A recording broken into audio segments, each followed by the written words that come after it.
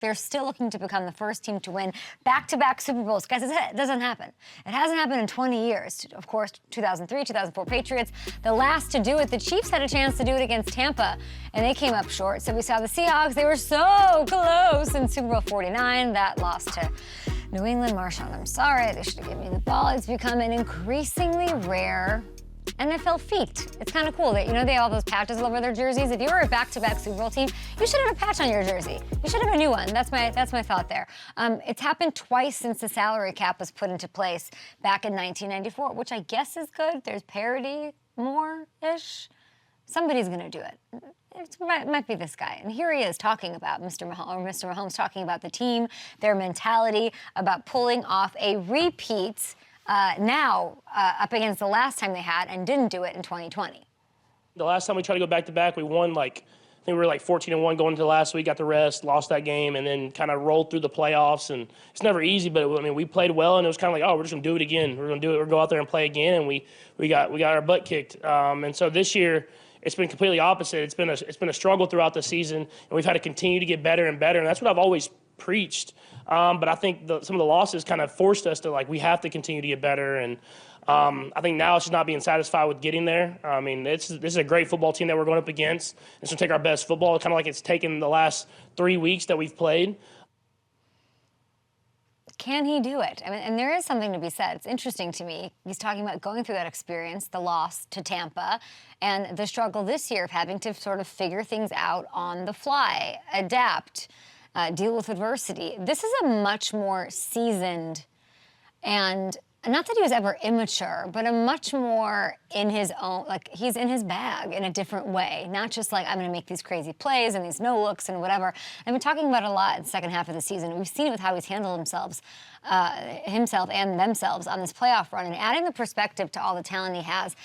This is why this Patrick Mahomes is the most dangerous version that we have seen. It is this. It is this is all okay, and I'm a made man, and I'm going to sit back. I'm also I'm the highest paid quarterback in the National Football League, and I could win a Super Bowl. That's never happened. There's a lot going on with the Mahomes narratives in this one. Okay, so for the Niners side, we heard from a bunch of them. We heard from their coaches. And we got a rare media session with owner Jed York, who I love. And before I get into some of the gems that he dropped during this moment with the press, I do want to go back a little further, because seeing York up there made me think about how far this organization has come under leadership of Jed York over the last couple of years, several actually. I remember during my first year on Good Morning Football, when everything was so big and bright and crazy, he had just fired Chip Kelly and Trent Baalke, and he was forced to answer questions in front of a crowd that was very pitchforky. Take a look.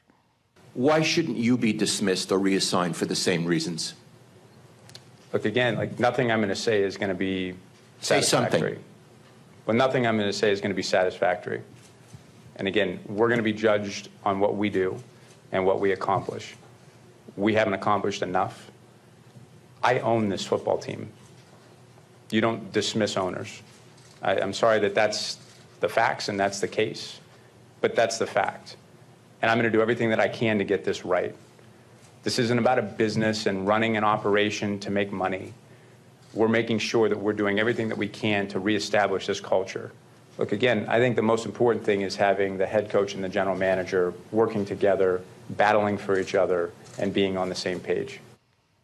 Does that not give you goosebumps that was way back then? And let's really remember what was going on back then. This is a franchise that's had so much success, and they were going through a complete drought and just a ton of tumult out there in the Bay Area. And then he says this, and man, did he deliver on those words, bringing on Kyle Shanahan and John Lynch, having them work together, setting it up.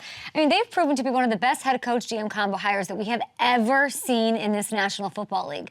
Since that press conference, the Niners have been to 4 NFC title games. They're headed to their second Super Bowl under this regime. And during the media session yesterday, York sort of revealed something pretty incredible from a conversation he had with his head coach. Last year in preseason, I think week 1 of training camp, which you have a quarterback that we're paying, I think, $20 million to. You have a guy that you drafted with investing 3 first-round picks into, and he grabs me after practice. He's like, hey man, we got to talk. And that's generally not a good thing when your coach tells you got to talk. Like, all right, what's up? And he's like, I think our third string quarterback's our best quarterback. I'm like, okay. I'm like, what does that mean? He's like, well, obviously, like, we've invested in Trey. Like, Trey's doing a good job. Like, we're going to do everything that we can. We're not going to change that. And we're not going to change the depth chart. But, like, I think Brock will end up being our quarterback at some point. Looking good, Jed. Looking pretty good. He doesn't even have a tie on. He's like he's a guy who's delivering on what he said he would.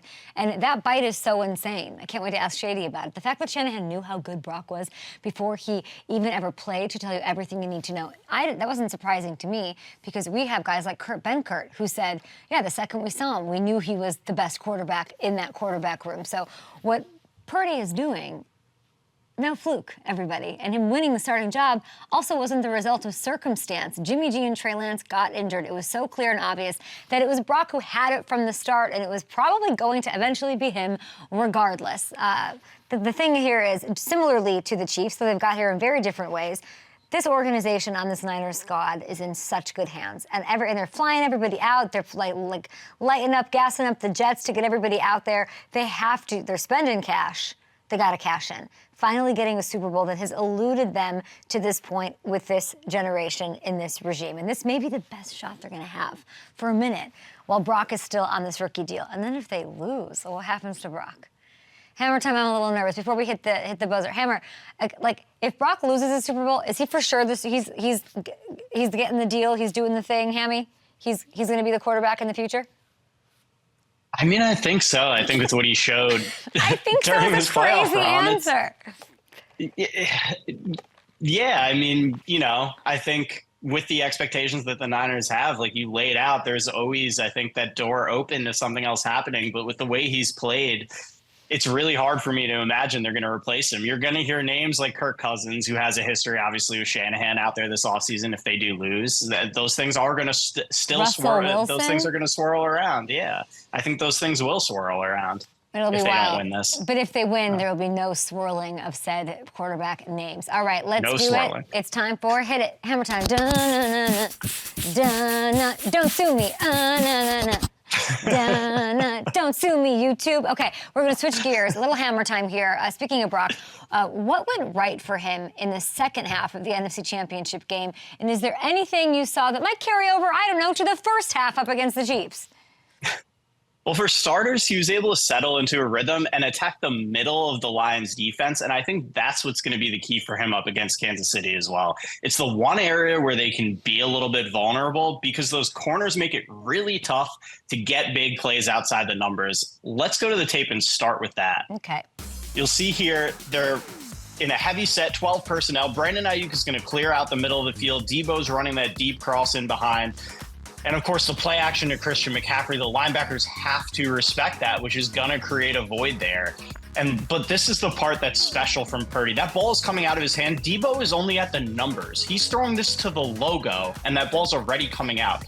You can't anticipate or put it in a spot better than this. And I want to show you the end zone view so you can really see it here. Mm-hmm. As he steps up, you see the hole there in the linebackers. This ball is well out of Brock's hand, and Debo is nowhere in the picture yet. Watch how he's just able to put this in a spot and let Debo run to it. That is anticipation at its absolute best. And then let's go to the fourth quarter. Key third down here to try to ice the game. Kyle's in his bag. He's got the motion. He's got Debo in the backfield. He's showing everything. Somebody's going to get open, right? Mm-hmm. Well, the Lions account for everything here. Everybody's blanketed across the board. We'll go around to the end zone view. The right side of the line is getting collapsed by Aiden Hutchinson as well. This is just all on Brock to try to make a play. He steps up, eludes Anzalone, and then I love this here. With two defenders barreling down, he doesn't slide. He's cutting back across the grain and picks up an extra 10 yards to get them into field goal range. And I think that's going to be the other key here. I talked about attacking the middle of the field. But the Chiefs are going to attack that right side of the Niners offensive line, which has been a little bit of an issue this year.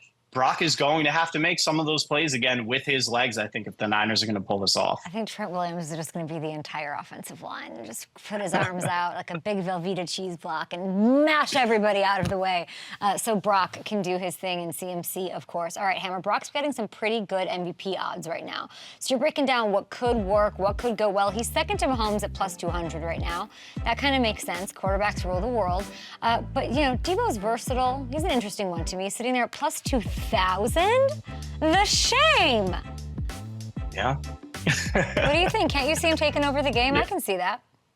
Yeah, especially with all the different ways that they use him. I think if there's a receiver that's got to, obviously we saw Edelman win one as a receiver, but I think if there's another receiver that has kind of the perfect mix of things to get him one, he's back there returning. He's they run trick plays with him throwing passes. Do you think he'll throw a pass? That's my question. If you had to pick one person, and that's a bet over at FanDuel Sportsbook, who's throwing a pass?